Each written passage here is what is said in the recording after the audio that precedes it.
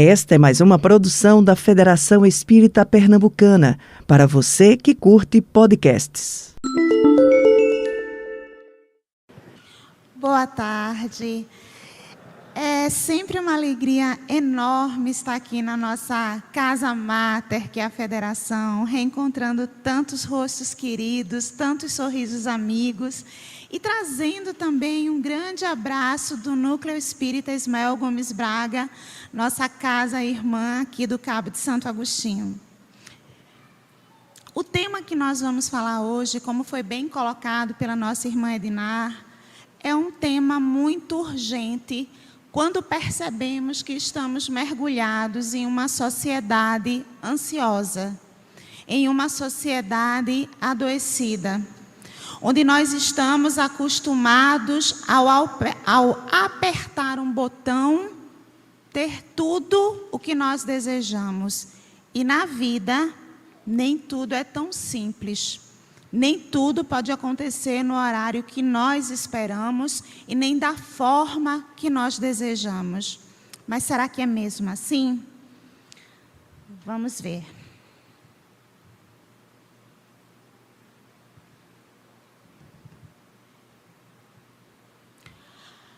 Belarmino era um trabalhador de classe média, fazia parte da nossa sociedade. Uma pessoa comum como nós. Naquele dia, o transporte público, ele seguia o seu curso normal. Mas Belarmino, sentado no 5º banco, era só angústia.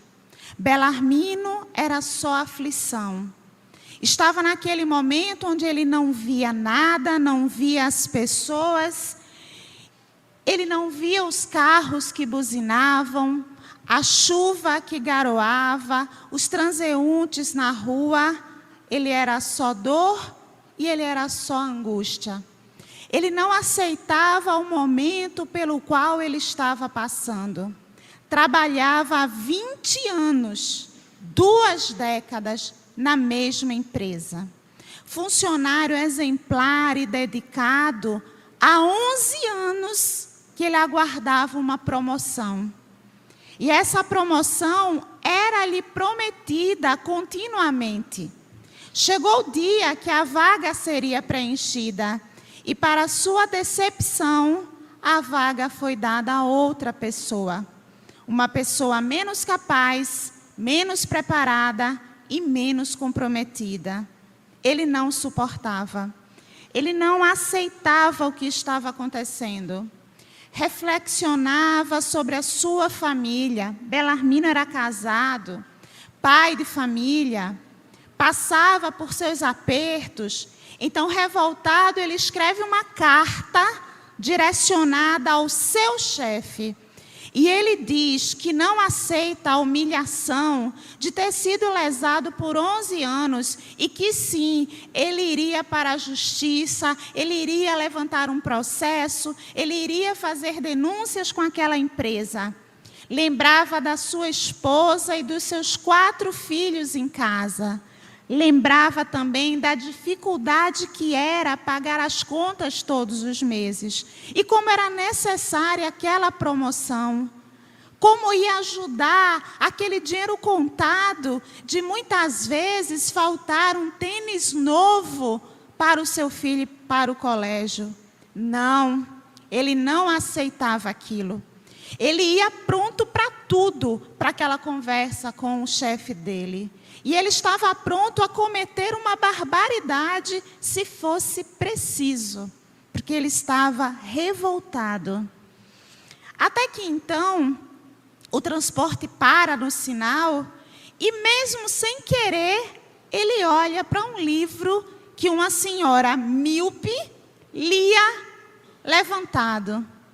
E a frase era exatamente essa: tenha paciência. Fitando o sofrimento alheio, aprendemos a encontrar a felicidade que é nossa. Era um livro espírita. Ele toma aquilo como um balde de gelo. Que coincidência! Que mensagem interessante! E aí, então, na parada, sobe um senhor, esbaforido, angustiado, enxugando o suor da testa. E ele diz: eu não aguento essa vida. É tudo muito difícil, é tudo muito complicado. E senta-se ao lado de Belarmino e começa a falar, até que passa em frente a um consultório médico. E quando ele olha, ele diz assim: vida boa é do médico. Médico não tem problema. O cliente vai bater na porta dele. O cliente vai dar o dinheiro a ele. Se tiver algum médico aqui, sabe se é verdade isso ou não. E aí, logo atrás dele, um outro senhor franzino diz: opa, eu sou médico. E não é assim não. É muito sofrimento. Cada paciente é um problema.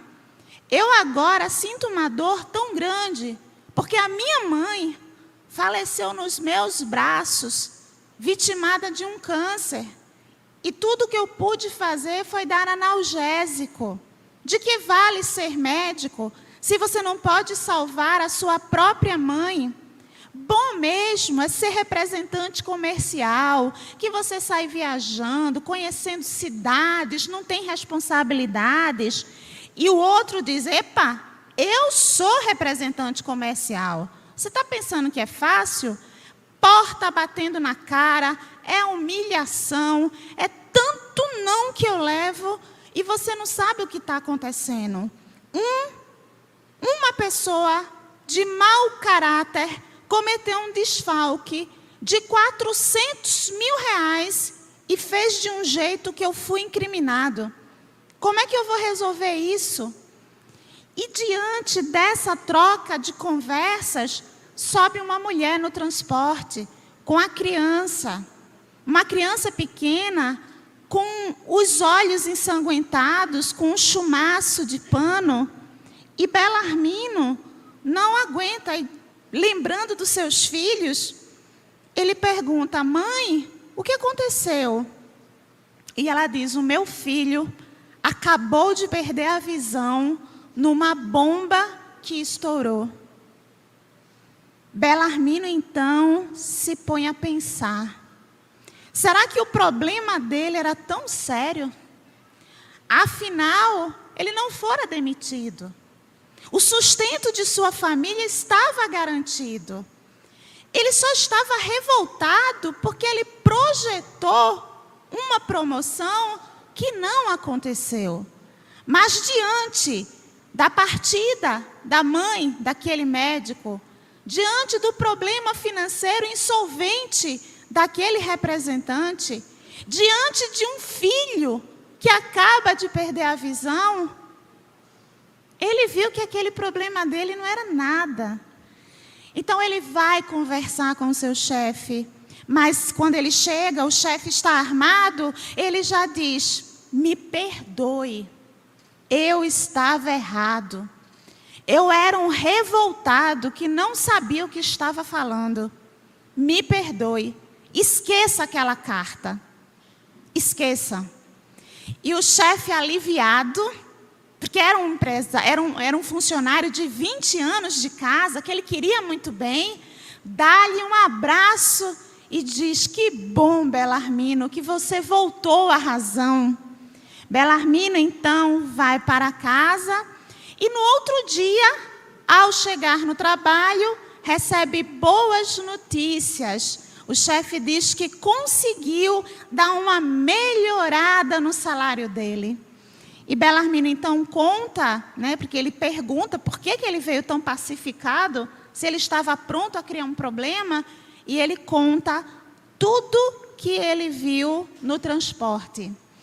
Essa narrativa que nos faz refletir sobre os nossos próprios problemas, que muitas vezes achamos que são os maiores do mundo e não chegam nem perto do que às vezes o nosso irmão ao nosso lado está passando em silêncio. Essa narrativa está no livro Almas em Desfile, um livro maravilhoso, pelo espírito Hilário Silva. Essa e muitas outras do Francisco Cândido Xavier. Mas por que existe tanto sofrimento? É a grande pergunta que nós fazemos. Ora, nós temos, segundo a espiritualidade superior, 5 escalas para os mundos, que são essas aqui, e nós não vamos nos deter nela, porque é um tema para uma outra fala, mas nós estamos na segunda faixa. Nós estamos em um planeta de provas e expiações. É um planeta onde ainda predomina o mal. No Evangelho segundo o Espiritismo, no capítulo 3, no item 4, nós temos que a Terra pertence à categoria dos mundos de expiação e provas, razão porque aí vive o homem a braços com tantas misérias. Então, nós estamos num planeta que, por sua natureza, é um planeta eivado de grandes dificuldades. Nós precisamos entender que nessa sociedade ansiosa em que nós vivemos, muitas coisas nós tomamos por base as redes sociais. E as redes sociais, nós já sabemos que é uma farsa. As redes sociais são recortes de momentos felizes. Então, aquela pessoa que a gente diz, mas parece que fulano só tem felicidade, não é verdade. É porque as dores, elas não são expostas. Então, nós precisamos entender que, estando num planeta de provas e expiações, nós vamos encontrar, sim, muita miséria e muito sofrimento. E como lidar com isso? Eclesiastes 3, que é o nosso tema de hoje, é um tema onde nós vamos levantar as nossas reflexões. A primeira frase já causa um impacto muito grande. A primeira frase já nos leva a pensar muito. Há um momento para tudo e um tempo para todo propósito debaixo do céu. Nesta linha, nós vamos destacar 2 palavras: momento e propósito. Existe um momento para tudo. Então, não adianta nós querermos antecipar aquilo que ainda não está na hora. Quando nós entendemos que existe um momento para que as coisas aconteçam, para que elas se realizem, nós pacificamos o nosso coração. Nós começamos a enxergar sobre outras variáveis.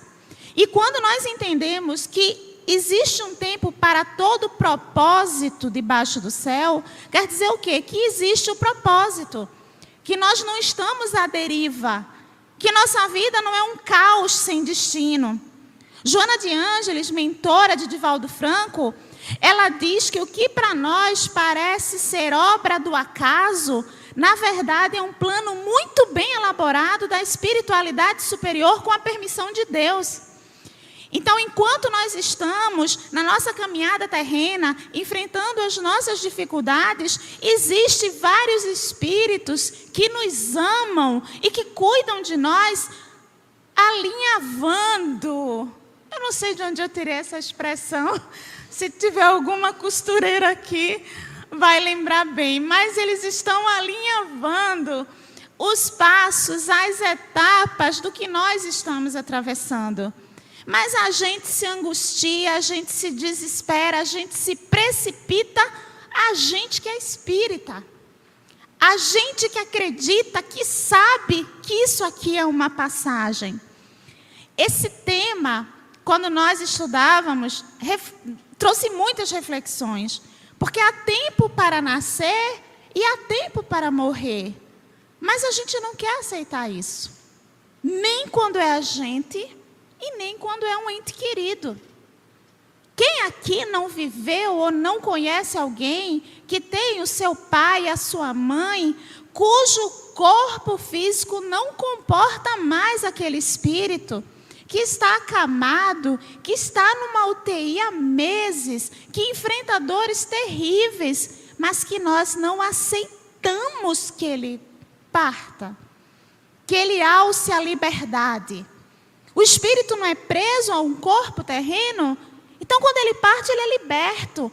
Mas a gente não quer. E a gente, no nosso nível de conhecimento, ainda diz que isso é amor. E a pessoa está lá, às vezes nem conhece a gente. não lembra mais, não tem mais consciência. E a gente num desespero, porque nós ainda não temos a fé abrangente. A gente ainda não consegue perceber que há tempo de nascer e há tempo de morrer. A gente esquece que quando o espírito nasce, quando ele reencarna, que para nós é uma festa, lá no plano espiritual há uma preocupação. Porque pode ser que ele não consiga cumprir as tarefas às quais foi designado. E o inverso também ocorre. Quando eles voltam à vida verdadeira, há uma recepção, há uma felicidade, principalmente se conseguirmos cumprir a tarefa que nos propomos ao reencarnar. É muito comum nós ouvirmos pessoas que já estão em processo de desencarne dizer o quê? Eu vi meu pai, eu vi minha mãe. São irmãos queridos que já estão lá aguardando para recepcioná-los, para recebê-los. E nós, espíritas, não conseguimos ainda entender e aceitar desta forma. Há tempo de plantar e há tempo de arrancar a planta.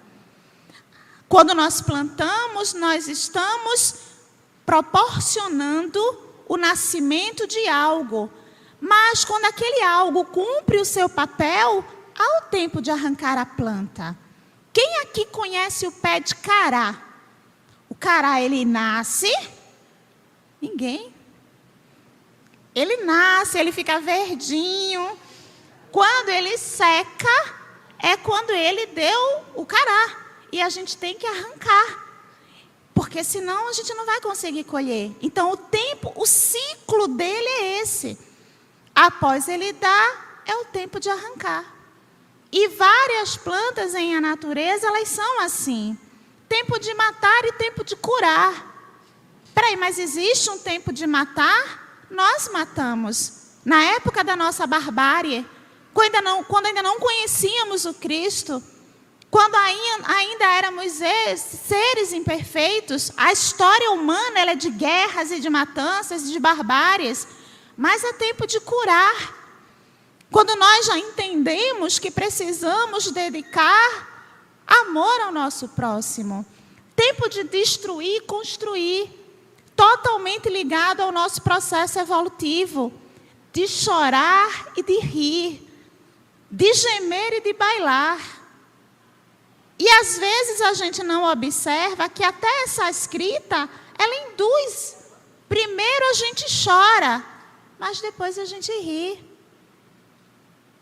Bem-aventurados os aflitos, porque serão consolados. O problema é que quando nós estamos chorando, nós ficamos rodando ao redor da nossa própria dor. E não conseguimos pensar que vai vir o tempo de rir. Porque nada dura o tempo todo. Como disse Emmanuel Chico Xavier, tudo passa. E é verdade. Basta nós tentarmos fazer uma retrospectiva da nossa vida.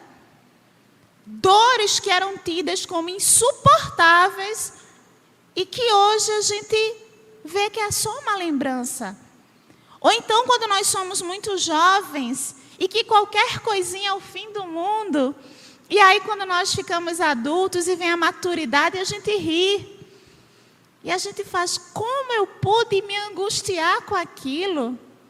Meninas, nós, quando éramos meninas, acho que os meninos também, mas aquelas nossos amores de juventude, que quando dava errado era o fim do mundo. E às vezes a gente olha para a figura e diz, que livramento. Quem nunca? Tempo de atirar pedras e tempo de recolher pedras. Nós já atiramos pedra. Sim, muitas vezes atiramos ainda. Quando não é a pedra física, é a pedra da palavra, é a ofensa, é a agressão verbal. Mas tempo de recolher, de silenciar, de compreender que já precisamos evoluir. tempo de abraçar, mas tempo de separar. A hora de deixar o outro ir, mais uma vez. A hora de deixar partir. Quando nós estamos na juventude, no período estudantil, nós vamos passando pelas diversas séries. E às vezes nós evoluímos ou somos aprovados e um colega muito querido não. Ou o colega precisa mudar de colégio, ou a gente precisa se mudar. E é chegado o tempo de separar. Uma separação temporária, mas é necessário. Tempo de buscar e tempo de perder, de guardar e de jogar fora. Às vezes nós guardamos dentro de nós muita coisa que não presta. A gente guarda mágoa, a gente guarda rancor, a gente, sabe, coisas que nós fazemos que não tem o menor sentido e que é preciso jogar fora. É nós estarmos, às vezes, com um problema no trabalho e temos uma pessoa que é um problema para nós e temos todas as outras pessoas que nos amam. Quem é a primeira pessoa que a gente pensa quando vai para o trabalho? A que a gente não gosta. E a gente esquece todas as outras que nós amamos. É tempo de jogar fora. É tempo de se libertar. Nós aprendemos com o Espiritismo que quem perdoa é quem se alivia. Não é o outro, não. Somos nós que perdoamos. Tempo de rasgar, mas tempo de costurar. Tempo de calar e tempo de falar. Nós precisamos entender que existe um tempo para todas as coisas. Inclusive o tempo da fala que está acelerado. Tempo de amar e tempo de odiar, tempo de guerra e tempo de paz. E aí se pergunta, tempo de odiar, o que é que o Evangelho, trazido pelo Consolador prometido, já nos esclarece sobre isso? Odiar é amar menos. Quando percebemos que aquilo nos faz mal, a gente já não vai agir com a ingenuidade, com a entrega que nós agimos antes. Nós precisamos nos resguardar, tempo de guerra e tempo de paz. Estamos num planeta hoje ainda envolvido com muitas guerras. Nós vemos notícias que nos permitem deixar as lágrimas cair. Muita dor em muitos países. Mas também vai haver o tempo de paz, e esse tempo chegará. Eclesiastes faz parte de um dos 5 livros poéticos do Antigo Testamento. E a gente percebe por que é chamado de poético. Porque tem toda uma narrativa poética quando nós estamos lendo. É muito bonito de se ler. Né? Então, é um dos 39 livros do Velho Testamento, se a gente for para a Bíblia do protestantismo, e na Bíblia católica nós temos 46. Quando nós estudamos a tempo para tudo, nós também, é impossível nós não pensarmos na paciência, na fé, na resignação, no consolo e, sobretudo, no tempo de Deus. Quando nós pensamos sobre a paciência, é impossível não ir para o capítulo 9 do Evangelho segundo o Espiritismo, onde Joana de Ângeles, assinando como um espírito anônimo, mas já revelado por ela mesma, através de Divaldo Franco, ela nos convida a essa reflexão. E é muito interessante porque ela começa com uma exclamação. E uma exclamação quer dizer o quê? Energia. É um convite que ela faz quando ela diz: coragem, amigos, coragem. Tendes no Cristo o vosso modelo. E ele sofreu mais do que qualquer um de nós, mas ele nada tinha para se penitenciar. Isso é um puxão de orelha muito grande para a gente. Porque a gente se lamenta muito por qualquer coisinha. E a gente que é espírita, que conhece o plano reencarnatório, ainda tem a ousadia de dizer, eu não pedi isso não. Pedimos muitas vezes mais. E a justiça de Deus é tão misericordiosa que nos vai dando aos pouquinhos. Jesus não tinha nada a penitenciar. E ele suportou tudo com paciência e resignação. Jesus poderia ter impedido que a crucificação acontecesse, poderia. Mas quando Pedro, num arroubo de paixão, de defesa para o Cristo, corta a orelha do centurião com a espada, o que é que o Cristo diz? Pedro, embainha a tua espada. O manso cordeiro se colocou ali. E mesmo assim, nós ainda não lembramos disso. E Joana, como um espírito amigo, prossegue. Vós tendes que espiar o vosso passado e vos fortalecer para o futuro. Sede, pois, pacientes, sede cristãos. Então, a gente traz os débitos do passado, que nós precisamos penitenciar, nós precisamos expiar esses erros, nós precisamos reparar. Nós ainda precisamos nos fortalecer para o futuro, porque a gente não se fortalece quando está tudo bem. E é muito interessante a gente refletir sobre isso, porque muitas vezes, quando nós passamos por um processo de uma doença muito delicada, uma doença mais difícil, né, mais complicada, mais dolorosa, nós nos aproximamos mais de Deus. Nós fortalecemos mais a nossa fé. Nós nos tornamos pessoas melhores. Nós nos tornamos mais compreensivas. E não é um paradoxo? Na hora, muitas vezes, de um grande sofrimento, é quando nós nos tornamos mais compreensivos, mais pacifistas, mais resignados. Porque é aquele momento que a gente busca mais a Deus. E, consequentemente, ora mais, faz mais preces. E a prece é o quê? É uma porta para a chegada da ajuda espiritual. Não é que os espíritos superiores não queiram nos ajudar. É que nós deixamos a porta fechada. E aí, quando nós passamos por um momento de dor, nós abrimos naturalmente essas portas através da nossa oração, da nossa fé sincera, da nossa busca de ajuda.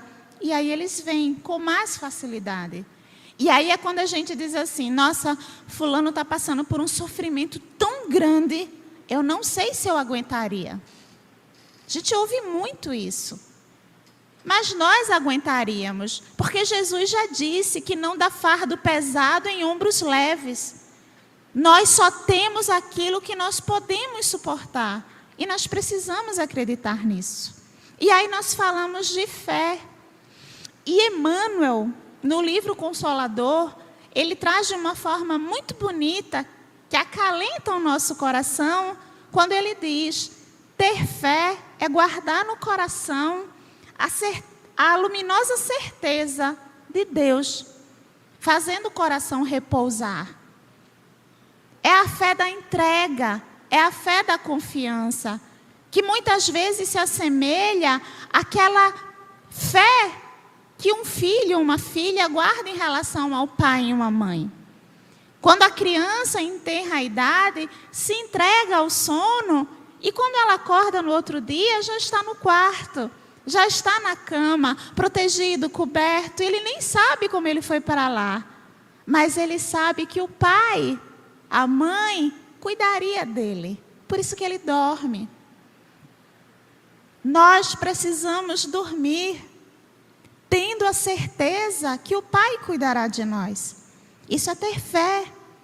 É alcançar a possibilidade de não mais dizer eu creio, mas afirmar eu sei. Eu sei que a dor vai passar. Eu sei que o meu problema vai ser resolvido. Eu sei que a ajuda vai vir. E ela vem quando a gente menos espera. O problema é que muitas vezes no ápice do nosso desespero, porque estamos no mundo de provas e expiações, nós nos esquecemos disso. Temos muitas pessoas aqui, encarnadas. Temos também muitas que ainda não conseguimos ver porque estão desencarnadas. Mas nos dois planos da vida existem dores. E essas dores são consoladas através do amor de Deus. A gente não imagina aqui o trabalho espiritual que está acontecendo. A quantidade de irmãos benfazejos que estão ajudando, trocando energia. E isso é maravilhoso. Nós precisamos acreditar naquilo que nós professamos. E falo isso primeiramente para mim. Primeiramente para mim. Então, é quando nós temos a luz do sentimento transformada em fé. Mas é uma fé, meus irmãos, operante. Não é uma fé estagnada. Quando nós vamos para a resignação, também no Evangelho, no capítulo 9, nós temos a resignação, é o consentimento do coração. Resignar, irmãos e irmãs, não é desistir, muito pelo contrário. É o coração consentir que existe um motivo para que a gente atravesse aquilo. E é a gente conseguir atravessar sem desespero, sem querer fugir daquela dor, mas trabalhando pacientemente para que ela seja sanada. Richard Simonetti, grande palestrante, escritor espírita, que já voltou à pátria espiritual, no livro Para Viver a Grande Mensagem, ele disse que a aceitação, a resignação, na verdade, é a aceitação dos males da existência por fruto da vontade sábia e justa de Deus. Então, é nós aceitarmos que o que está acontecendo conosco, com cada um de nós, é fruto da vontade de Deus. E se Deus é sábio e é justo, o que acontece é justo. Mesmo que a gente ainda não tenha capacidade de entender. Porque é muito comum a gente também dizer isso, É uma injustiça que eu estou sofrendo. Não há injustiças no plano divino. Há reparação que a gente ainda não compreende, mas que mais na frente nós vamos compreender. Mas aí é consolo. Porque se eu tenho uma fé, se eu creio num Pai de amor e de justiça, e que Ele vela por mim, eu me consolo. Principalmente quando eu sou apresentada ao Consolador prometido que Jesus nos enviou. Mas o Consolador, que é o Espírito Santo, que meu Pai enviará em meu nome, vos ensinará todas as coisas e fará vos lembreis de tudo que vos tenho dito. E por que o Espiritismo é o Consolador prometido por Jesus? Porque é através do Espiritismo que nós somos apresentados as leis de Deus que são irrefutáveis, que são inegáveis, como a lei de causa e efeito. Que não existe um efeito sem ter uma causa antes. E se nós temos um efeito ruim, é porque nós geramos uma causa ruim, embora ainda não nos lembremos. Mas Deus é tão misericordioso que, apesar de nós termos que colher o que nós plantamos, Ele ainda suaviza, colocando à nossa disposição espíritos benfeitores, a ferramenta da prece. Nós temos sonhos, nós temos planos. Muitas vezes nós não trabalhamos para esses planos se realizarem, mas eles se realizam como a gente espera? Eles se realizam como nós desejamos? Muitas vezes não. Muitas vezes eles não acontecem porque nós não fizemos por onde, é fato. Mas às vezes nós fazemos tudo, nos dedicamos, estudamos, nos empenhamos, trabalhamos e eles não se realizam. Por quê?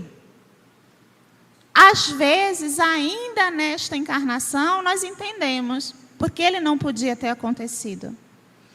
mas às vezes não.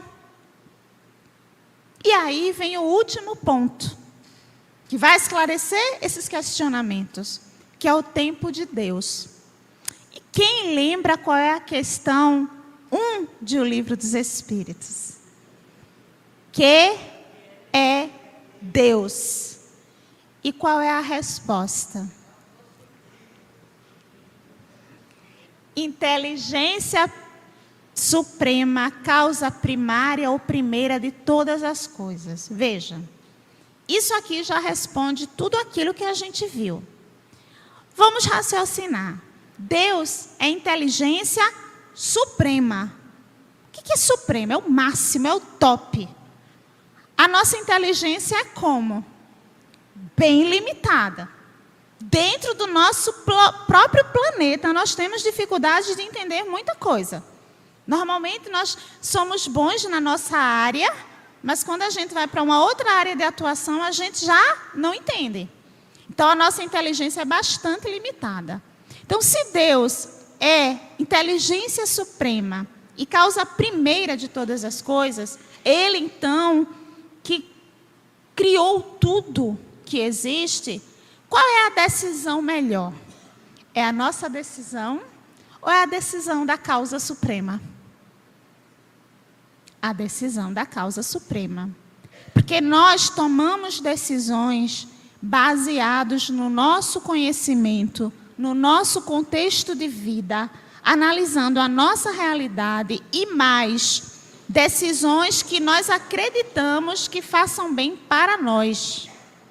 Deus, como Criador do universo, com as suas leis superiores, Ele faz com que aconteça o que é bom para todos. Inclusive o que é melhor para mim. E nem sempre o que é melhor para mim é o que eu acho mais agradável. E aí a gente vai para um exemplo muito, muito simples. Quem tem criança em casa sabe. Peça para a criança ir tomar banho. Não precisa nem ser criança, né? Até adolescente também. Peça para tomar banho. Vai gostar? Se tiver no game, vai gostar? Mas o que é melhor para ele? Naquele momento é o banho. Quando nós pedimos para jantar, quando nós pedimos para estudar, então, guardadas as devidas proporções, é Deus conosco. Deus sabe que aquela dor que nós atravessamos é uma dor que nós precisamos atravessar. Aí nós temos duas situações. Ou nós atravessamos com revolta, agravando as dores, aumentando os nossos débitos, ou nós aceitamos e atravessamos com resignação, com paciência e com fé. E nós suavizamos, porque com Jesus o fardo é leve e o jugo é suave. Bem-aventurados os que choram, porque serão consolados. Está lá em Mateus. No livro Rejubila-te em Deus, de Divaldo Franco, né, Psicografia de Divaldo Franco, de Joana de Ângeles, ele traz esses pontos, que a gente não vai conseguir discorrer como eu gostaria, mas a Joana, ela traz essas observações. Ela fala que hoje a humanidade atravessa o desafio da ansiedade generalizada. Quase toda a população hoje é ansiosa. Uns mais e uns menos. Uns reconhecem e outros não. Uns usam medicamentos e outros não. Mas a ansiedade hoje, ela agraça uma grande parte da sociedade. Nós sofremos hoje o mal do tempo sem tempo. Então, é todo mundo reclamando que não tem tempo para nada. É todo mundo reclamando que o relógio está correndo mais. Principalmente a geração millennium. Diz assim, minha gente, o tempo não era assim, não. Quando eu era jovem, o tempo não passava desse jeito, não. Então, hoje nós temos essa dificuldade, porque nós temos, segundo Joana nos diz, o tormento pelo ter, pelo participar de tudo. Porque as redes sociais, elas nos induzem a isso. É muita informação que nós precisamos administrar. Então, ela nos recomenda que tenhamos o equilíbrio. Precisamos desenvolver o equilíbrio para nos acalmarmos. Porque não dá para fazer tudo. É impossível. E aí a gente se frustra. E quando se frustra, vem a rebeldia, vem a não aceitação e vem a frustração. E a consequência de tudo isso é a ansiedade. E ela traz um exemplo muito simples. Por mais que a gente queira que uma plantinha que a gente acabou de plantar, ela floresça e coloque frutos, isso não vai acontecer. Porque ela tem o tempo dela. Então não é a nossa vontade que vai acelerar isso. Então é muito importante nós entendermos que tem coisas que não adianta. Você pega um engarrafamento na Avenida Agamenon Magalhães, você se estressar de manhã não vai fazer você sair do lugar.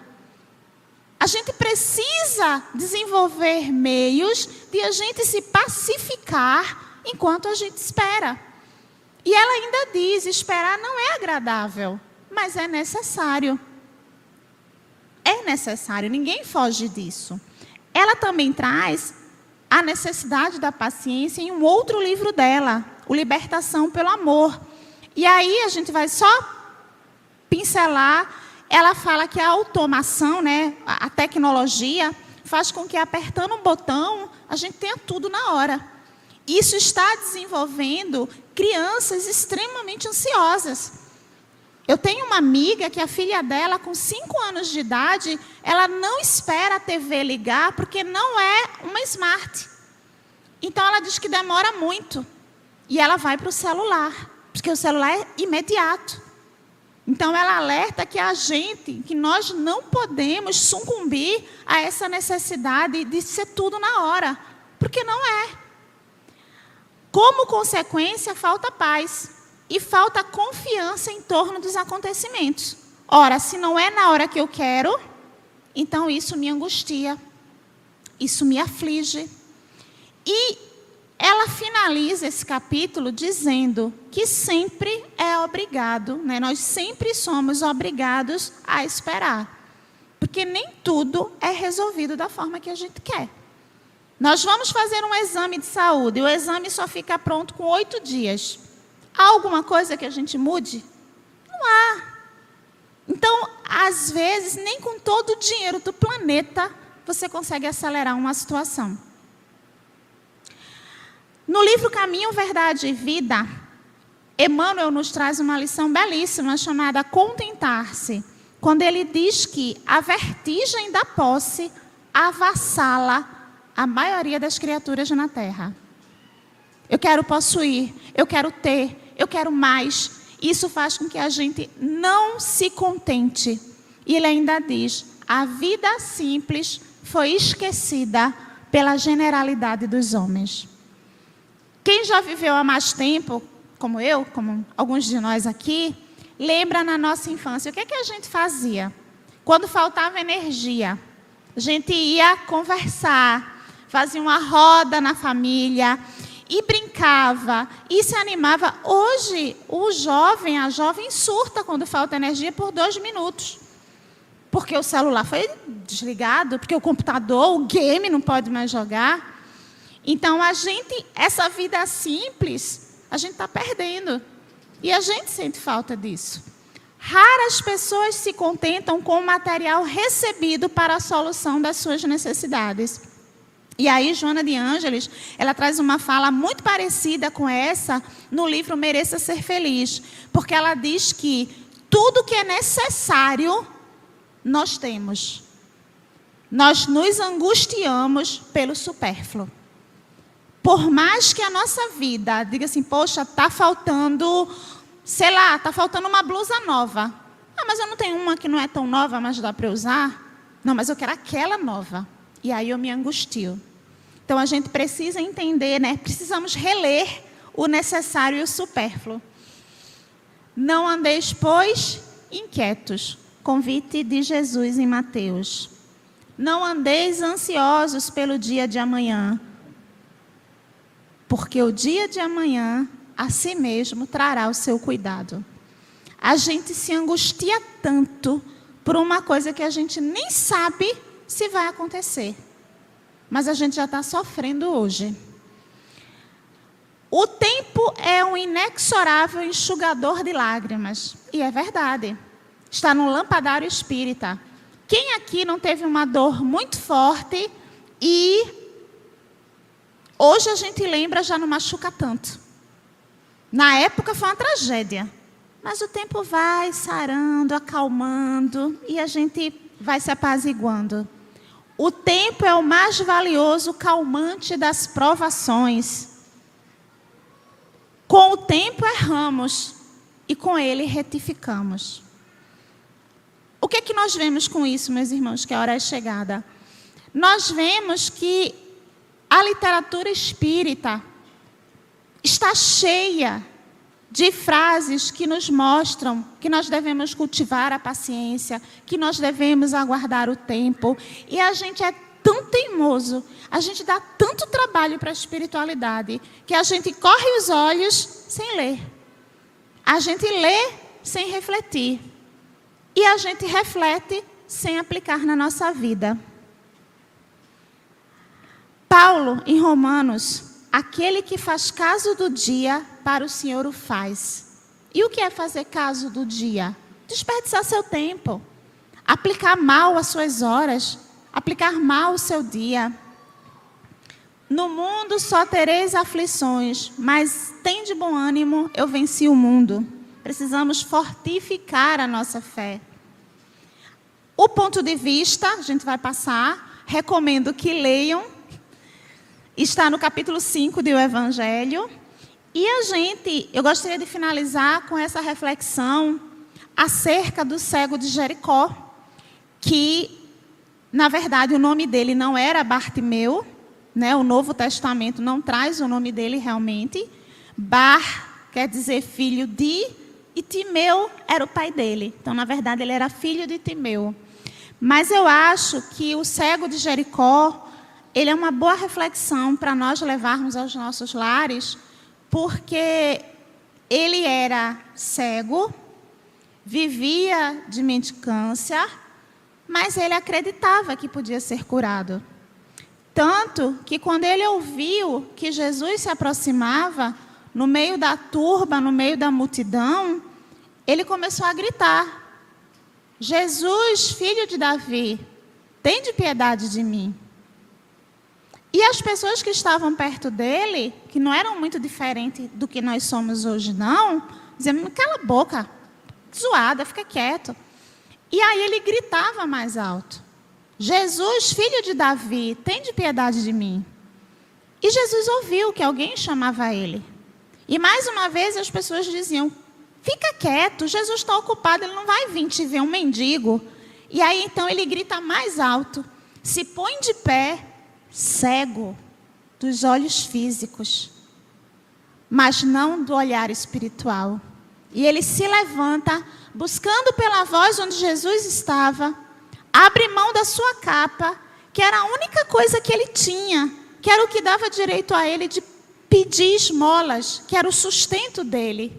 Ele larga tudo e, tateando, vai buscar Jesus. E quando Jesus pergunta: o que tu queres? Ele diz: quero voltar a ver. Determinado, com fé, resignado até então. Um exemplo para que a gente possa seguir. Para na dor que nós estamos atravessando, seja ela qual for, uma dorzinha ou uma dorzona, um sofrimento pequeno ou um grande sofrimento, não importa o que nós estejamos nesse momento passando, que a gente possa, assim como o cego de Jericó, clamar: Jesus, filho de Davi, tende piedade de mim. E se demorar, pede de novo. E se demorar, pede de novo. Porque tudo a seu tempo, nos desígnios de Deus.